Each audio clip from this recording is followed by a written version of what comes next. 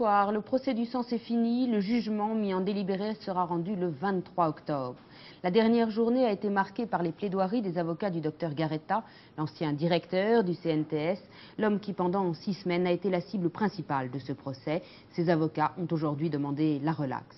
Au palais de justice de Paris, Anne Rongère. Oui, ici au palais, les derniers cars de gendarmes qui stationnaient depuis le début du procès viennent de partir. On craignait chaque jour des incidents entre les familles des victimes et le docteur Garetta à sa sortie. Mais cette dernière après-midi s'est passée comme le reste dans le calme. Garetta qui semblait serein à son arrivée, mais au fil des heures, il s'est tassé sur son siège, comme s'il ne croyait pas lui-même à sa défense. Une défense basée sur ce mot, bouc émissaire. Bouc émissaire d'abord pour les scientifiques, tous se sont trompés en 85, alors pourquoi Garetta et lui seul est-il dans le box? Bouc émissaire surtout à la place des politiques. L'opinion publique demandait une tête, on lui a donné Garetta en pâture. Bref, conspiration du silence, manipulation de la rumeur, les avocats de Garetta demandent la relaxe, on écoute Maître Charvet. Je pense réellement qu'il doit être relaxé parce que d'abord il est innocent et deuxièmement parce que la loi ne s'applique pas. Pour moi, le docteur Garetta est digne d'estime, je l'ai dit et je le répète, le docteur Garetta n'a pas à avoir honte de ce qu'il a fait. Rendez-vous donc en octobre pour le jugement. Avec cette question, le docteur Garetta sera-t-il incarcéré au soir même du 23 octobre, comme l'a demandé le procureur? C'est la question qu'on peut se poser. En tout cas, le procès n'aura pas manqué de rebondissements. La plaidoirie des avocats du docteur Garetta, comme l'ensemble du procès, ont fait, on l'a vu au cours des semaines, vivement réagir les victimes et les associations d'hémophiles. Ce soir, ils ont plus que jamais le sentiment d'une fuite devant les responsabilités. Hervé Dino. La médecine m'a complètement déçu, parce qu'ils m'ont condamné, on peut dire ça.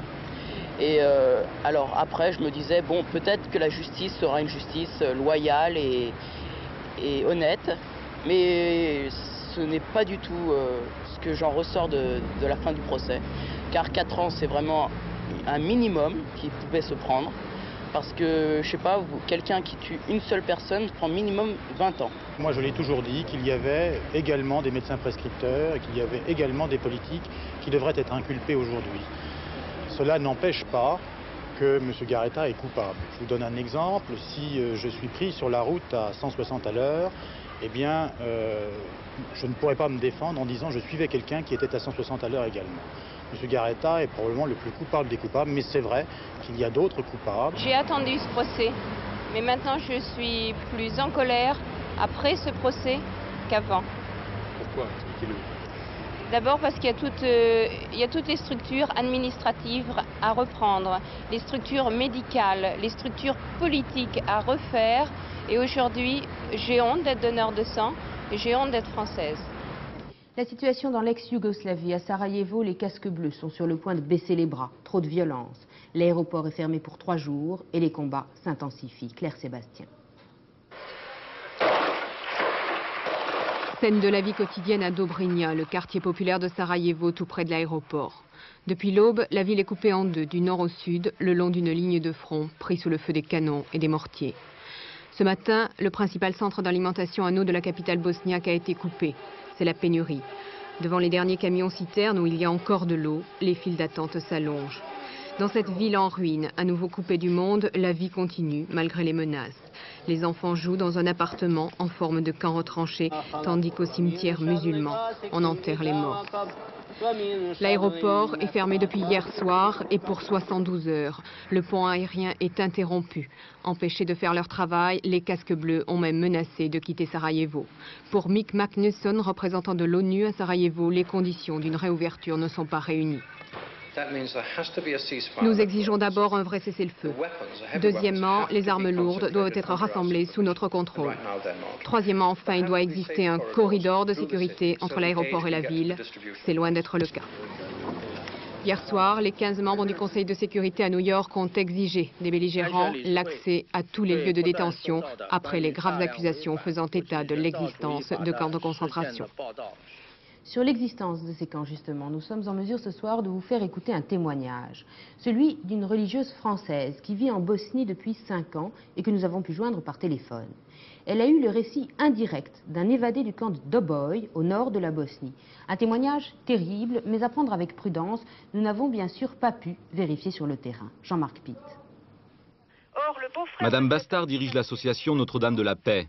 Elle organise des pèlerinages à Medjugorje, le Lourdes de la Bosnie. Elle est pour cela en contact permanent avec Emmanuelle Maillard, une religieuse française qui y vit depuis 4 ans.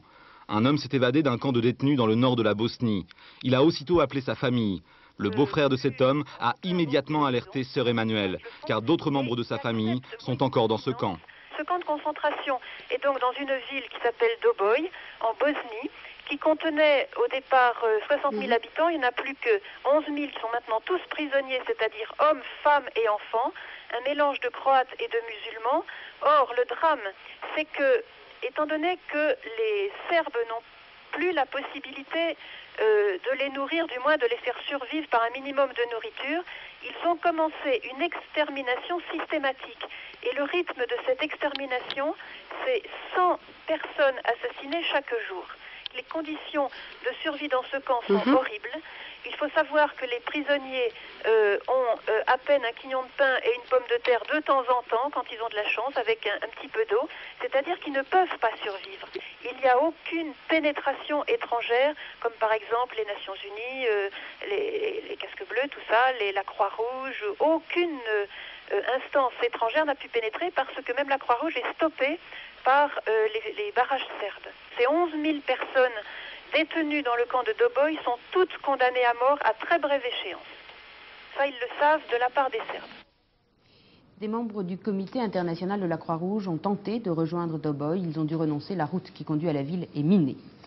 La communauté internationale continue d'exclure une intervention militaire, mais Washington demande la convocation extraordinaire de la Commission des droits de l'homme de l'ONU et François Mitterrand, ce matin au Conseil des ministres, a exigé que chaque camp de l'ex-Yougoslavie soit visité, contrôlé et ouvert.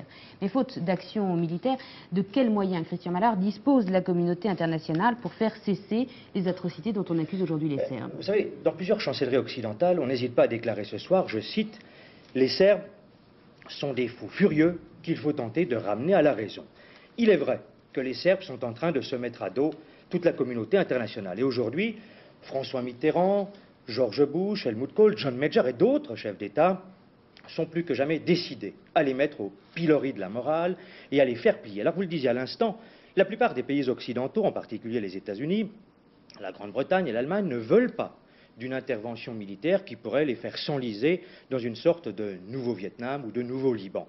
Certains diplomates rappellent même que les divisions de la Wehrmacht avaient été battues par les Serbes il y a plus de 45 ans.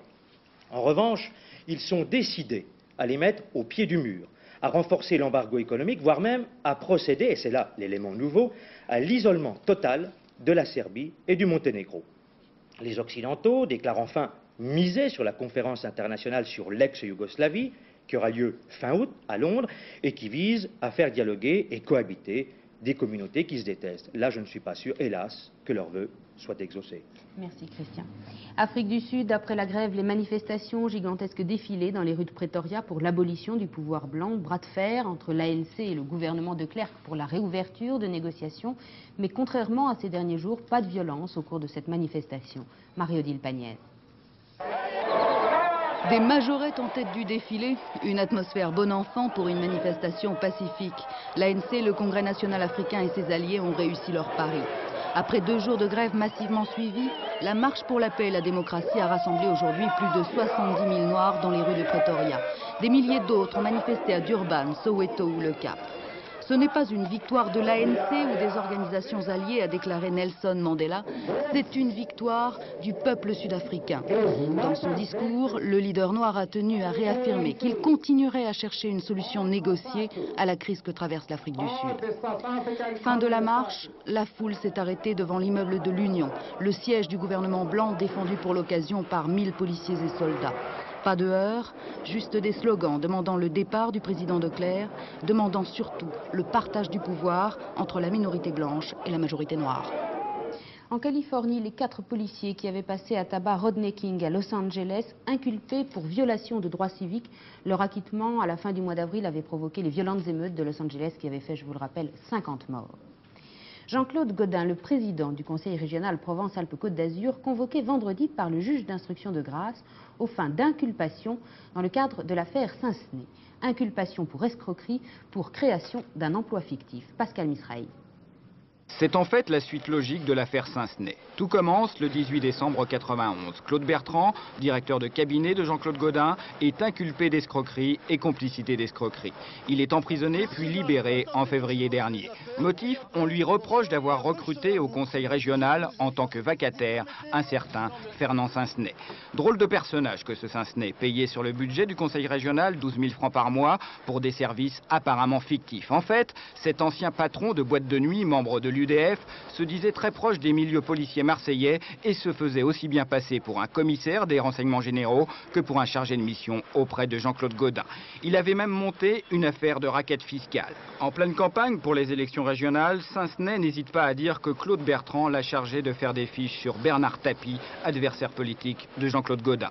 Mais vendredi prochain, quand Jean-Claude Gaudin se rendra dans le bureau du juge Murciano, le patron de la région Provence-Alpes-Côte d'Azur ne devrait être inculpé que d'escroquerie pour création d'un emploi fictif. Jean-Claude Gaudin se refuse pour l'instant à tout commentaire. Il s'exprimera une fois son inculpation signifiée. Maastricht, un nouveau sondage paraîtra demain dans Paris Match. La tendance se confirme de sondage en sondage. Si le oui reste majoritaire, 56% des intentions de vote, érosion. Le non progresse, lui, d'1 point par rapport au mois dernier. Selon ce sondage BVA, 69% des personnes interrogées ne reviendront pas sur leur décision. Maastricht au menu aussi du Conseil des ministres pour l'organisation de la campagne électorale. Elle commencera le 7 septembre pour 15 jours. À la fin du mois d'août, fin de la campagne d'affichage, la campagne commerciale. Le gouvernement retirera lui ses affiches dès lundi prochain. Sur les modalités de cette campagne officielle, les explications de Michel Lemerle. L'éternel casse-tête de la répartition des temps de parole à la télévision est encore compliqué cette fois par les désaccords internes au sein des partis politiques entre les partisans du oui et du non au référendum. Le décret adopté ce matin au Conseil des ministres contourne l'obstacle. Les groupes politiques représentés au Parlement se partageront 2 heures à la télévision et 2 heures à la radio en fonction de leur représentativité. Mais à l'intérieur de ces créneaux, ce sont les présidents des groupes qui eux-mêmes désigneront les intervenants. À eux de laisser ou non s'exprimer les courants minoritaires. Pour les formations non représentées par les groupes parlementaires, il faudra, pour qu'elles accèdent à la campagne officielle, avoir obtenu au moins 5% des voix au cours d'une élection nationale ces dernières années. Le Front National, les Verts ou Génération Écologie pourront ainsi disposer de 5 minutes chacun, à condition de faire une demande d'habilitation avant le 25 août. Tout cela sous l'œil vigilant du Conseil constitutionnel et du CSA qui se voit confier le sifflet d'arbitre pour tout ce qui concerne l'organisation de la campagne. Partager le travail pour réduire le chômage, nouvelle mesure ce matin en Conseil des ministres. Dès le 8 avril, devant les députés, Pierre Bérégovoy voyait dans le recours au mi-temps de possibles créations d'emplois. Désormais, abattement sur les cotisations patronales et développement des retraites progressives. Travaux pratiques dès cet après-midi pour le Premier ministre dans un chantier du bâtiment à Paris. Claude Guénaud. 2 924 000 chômeurs fin juin. Au rythme actuel, dans 6 mois, la France aura atteint, voire dépassé les 3 millions de chômeurs. Une perspective qui fera très mauvais effet au printemps avec les élections. Et le Premier ministre veut tout faire pour rester en dessous de la barre des 3 millions. Tout sera fait pour qu'elle ne soit pas atteinte. Et si chacun veut y mettre du sien. Il n'y a pas de remède miracle contre le chômage, mais nous ne pouvons pas nous permettre de laisser aucune solution de côté. Cette fois-ci, c'est sur le développement du temps partiel que portent les espoirs. Cet après-midi, Pierre Bérégovoy et Martine Aubry sont venus commenter, au cours d'une visite de chantier, les mesures adoptées le matin au Conseil des ministres. La première concerne la retraite à temps partiel. Dans le bâtiment, par exemple, les plus de 55 ans pourront travailler à mi-temps, tout en percevant 80% de leur salaire. Les jeunes seront embauchés pour les remplacer. Deuxième mesure, l'allègement de 30% des cotisations sociales pour les employeurs qui créent des emplois à temps partiel. Syndicats et patronat ne sont pas pour autant convaincus. Jean Domange du CNPF. Je le dis, nous n'avons pas inversé les chiffres de l'emploi de façon radicale avec une mesure comme celle-là. Avis partagé par la CFDT, Michel Jalmin. On risque de voir des emplois à temps plein se transformer en emploi à temps partiel, mais sans création de nouveaux postes. D'ailleurs, le gouvernement ne semble pas, lui non plus, très convaincu de l'impact du partage du travail sur le chômage. Mais dans la situation actuelle, il estime que toutes les pistes doivent être explorées. Il y a 3 mois, s'effondrait la tribune du stade Furiani. Manifestation tout à l'heure à Bastia des parents et des amis des victimes pour protester contre les lenteurs administratives. Les indemnisations promises ne sont pas toujours arrivées. La manifestation est restée silencieuse et digne du palais de justice à la préfecture. La catastrophe le 5 mai dernier avait fait 15 morts et plus de 1600 blessés. Une centaine de jeunes victimes de Furiani bénéficient cet été d'une opération été jeune. Barcelone, Chamonix ou Paris, ces enfants de Furiani se voient offrir quelques jours de vraies vacances. Mais ils restent traumatisés. Ceux qui sont arrivés à Paris ont eu peur. Peur du vide, peur de monter sur la Tour Eiffel. Pascal Justice, Olivier Thiette. Ils étaient tous à Furiani le 15 mai dernier, victimes de la tribune qui s'est écroulée. Après la peur, les douleurs et parfois même le deuil, eux qui ne se connaissaient pas ont pris ensemble l'avion à Bastia pour venir passer 8 jours de vacances à Paris, invités par plusieurs organismes institutionnels. Paris où bien sûr la Tour Eiffel les attend, question de se changer un peu les idées. Malheureusement, Marie-Françoise n'a pas pu vraiment apprécier. Tu t'es sentie mal? Oui. Une peur, je ne peux pas l'expliquer, je ressentais le vide carrément, je pensais que j'allais tomber. À Furiani, tu es tombée de combien de mètres? La tribune, 16,50 m. Et qu'est-ce que tu as eu? J'ai eu fracture d'apophyse, j'ai eu le sternum fêlé, traumatisme crânien, entorse cervicale, traumatisme dorsal, costal. Et aujourd'hui, ça va bien? Ça va un peu mieux, oui, physiquement ça va un peu mieux. Maintenant, pour Marie-Françoise et les 2000 autres victimes de Furiani, se pose la question des indemnisations. Le garde des Sceaux, qui les a reçus cet après-midi, tente de les rassurer. Marie-Françoise, combien est-ce que tu as touché d'indemnisation depuis le drame? 4 000 francs d'indemnisation. Monsieur le ministre, est-ce que c'est suffisant? Une indemnisation n'est jamais suffisante. Mais il faut reconnaître que l'État, et ce ministère en particulier, grâce à l'aide apportée aux victimes, a permis que soit mis en place un système qui est, me semble-t-il, le plus efficace possible.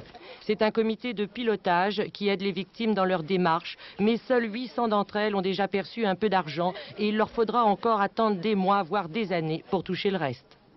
José Touré, le joueur de football, la vedette de l'équipe de France de Monaco ou de Bordeaux, a été condamné cet après-midi à 4 mois de prison ferme par le tribunal de Tours pour coups et blessures. Le 4 août dernier, à la suite d'un tapage nocturne, il avait blessé un policier. José Touré avait déjà été condamné en 88 à 6 mois de prison avec sursis pour conduite en état d'ivresse et délit de fuite. Sur la Canebière, on avait espéré Maradona et c'est l'Espagnol Martín Vázquez du Torino qui a signé à l'OM pour 3 ans. 27 ans, milieu de terrain, il portera à Marseille le numéro 10, vacant après le départ de Chris Waddle. Montant du transfert, quelques 20 millions de francs. Martín Vázquez pourrait jouer dans sa nouvelle équipe dès samedi contre Toulouse. Les Jeux Olympiques, dans quelques minutes, Jean-Philippe Gatien, champion du monde de tennis de table, va reprendre sa raquette pour les demi-finales. Il est d'ores et déjà assuré de monter sur la plus petite marche du podium, la médaille de bronze. Ce gaucher qui s'entraîne à Levallois est beaucoup plus concentré aujourd'hui qu'il ne l'était à Séoul. Jean-Philippe Guillen. Depuis l'âge de 12 ans, il se joue des rebonds capricieux d'une petite balle de celluloïd de 3 grammes. Né à Alès il y a 24 ans, Jean-Philippe Gatien est actuellement le numéro 1 mondial du tennis de table. Et à tous ceux qui lui contestaient cette place tant recherchée, il apporte aujourd'hui la plus éclatante des preuves, une médaille olympique.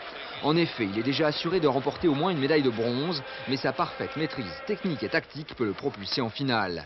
Hier, il était malmené par un Autrichien d'origine chinoise, Yiding, plus rapide que le Français, mais Gatien ne tombe pas dans le piège tendu par son adversaire, qui mène alors 2-7-1 et 6-1 dans le 4e set. Gatien temporise, contrôle ses nerfs et revient au score pour remporter 21-18 cette 4e manche, avant d'exécuter l'Autrichien 21-5 dans la dernière manche, grâce à des points exceptionnels comme celui-ci.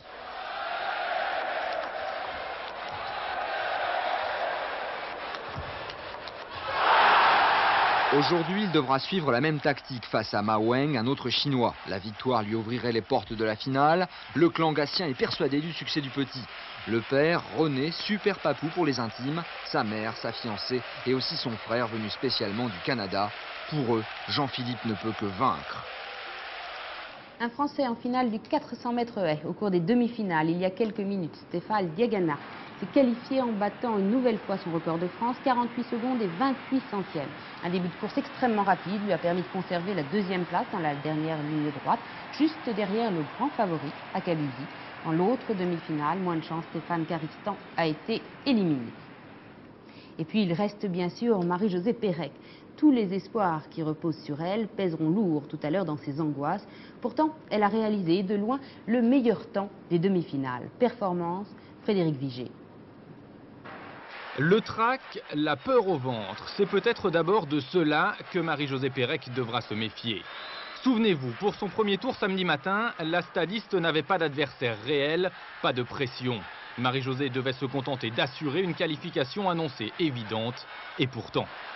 Ce matin, vous avez déjeuné très tranquillement, normalement? Tranquillement, mais à 10h15, je crois que les verres du stade d'à côté, ça y est, ils savent ce que j'ai bouffé. Hein. Incident de parcours qui l'a fait sourire, c'était heureusement sans conséquence. Au deuxième tour, l'adversaire c'est l'inconnu, Pérec court au couloir 8. Sans point de repère, sans concurrente en point de mire, sans problème aussi, elle se qualifie en 50 secondes 89. Je suis partie vite puisque bon, j'étais quand même au couloir 8, donc je ne voyais personne. Et je ne voulais pas avoir de surprise aux 300 mètres. Donc au bout de 200, bon, je contrôle et puis ça va quoi. Lundi soir enfin, dernier test avant la finale, Pérec qui prend la mesure de ses adversaires. Elle s'impose en 49 secondes 48, la meilleure performance mondiale de l'année. Mais la Française en est persuadée, l'Ukrainienne Brizgina, seconde de cette demi-finale, a caché son jeu. Ce soir, Marie-Josée devra donc courir encore plus vite, probablement sous les 49 secondes si elle veut ajouter à son titre mondial de Tokyo un titre olympique.